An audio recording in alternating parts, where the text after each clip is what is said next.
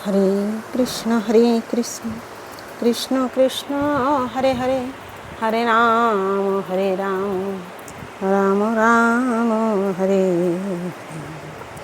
गुरु ब्रह्मा गुरु विष्णु गुरुदेव महेश्वर, गुरु साक्षात् परमो ब्रह्म तस्मै श्री गुरवे नमः।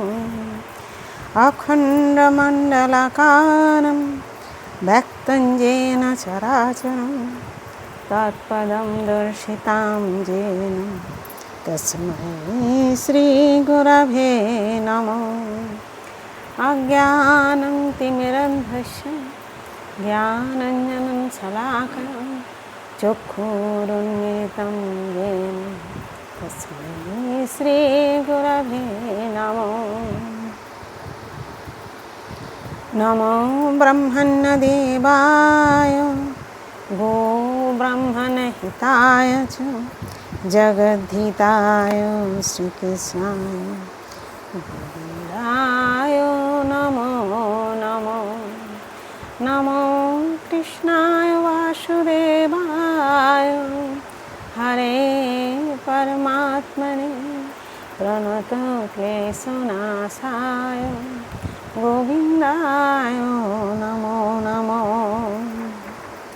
जय गुरुदेव, जय गुरुदेव, जय गुरुदेव, जय राधे जय राधे जय राधे। पाठ करছি শ্রীমদ্ ভাগবত গীতা অষ্টাদশ অধ্যায় মোক্ষযোগ, শ্লোক নাম্বার 3।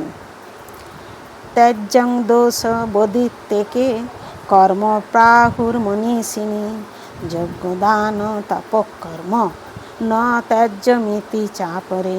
ত্যাজ্য মানে ত্যাজ্য, দোষবৎ দোষযুক্ত, ইতি মানে এইভাবে, একে মানে এক শ্রেণীর, কর্ম মানে কর্ম, প্রাহু মানে বলেন, মনীষিনী মনীষীগণ, যজ্ঞ মানে যজ্ঞ, দান মানে দান, তপ মানে তপস্যা, কর্ম মানে কর্ম, ন মানে নয়, ত্যাজ্য মানে ত্যাজ্য, ইতি মানে এইভাবে, চব এবং অপরে মানে অন্যেরা।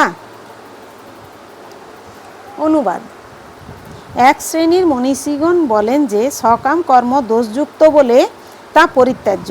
অপর এক শ্রেণীর পণ্ডিত যজ্ঞ দান তপস্যা প্রভৃতি কর্মকে অপরিত্যাজ্য বলে সিদ্ধান্ত করেছেন। তাৎপর্য: বৈদিক শাস্ত্রে এমন অনেক কার্যকলাপের নির্দেশ দেওয়া হয়েছে যা তর্কের বিষয় হয়ে দাঁড়ায়। যেমন যজ্ঞে পশু বলি দেওয়ার নির্দেশ দেওয়া রয়েছে, আবার এটিও বলা হয়েছে যে পশু হত্যা করা অত্যন্ত ঘৃণ্য কর্ম। যদিও যজ্ঞে পশু বলির নির্দেশ বৈদিক শাস্ত্রে দেওয়া হয়েছে, কিন্তু পশু হত্যা করার কোনো নির্দেশ দেওয়া হয়নি। যজ্ঞে বলি দেওয়ার উদ্দেশ্য পশুটিকে নবজীবন দান করা। কখনো কখনো যজ্ঞে বলি দেওয়ার মাধ্যমে পশুটিকে নতুন পশুর জীবন দান করা এবং কখনো কখনো পশুটিকে তৎক্ষণাৎ মনুষ্য জীবনে উন্নীত করা হয়। কিন্তু এই সম্বন্ধে নানা মুনি নানা মত। কেউ কেউ বলেন যে পশু হত্যা সর্বদা বর্জন করা উচিত, আবার কেউ বলেন যে কোনো বিশেষ যজ্ঞে পশু বলি দেওয়া মঙ্গলজনক।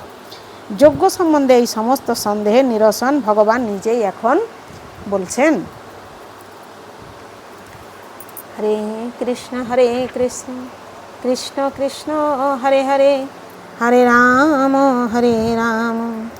রাম রাম হরে হরে। জয় গুরুদেব, জয় রাধে জয় রাধে।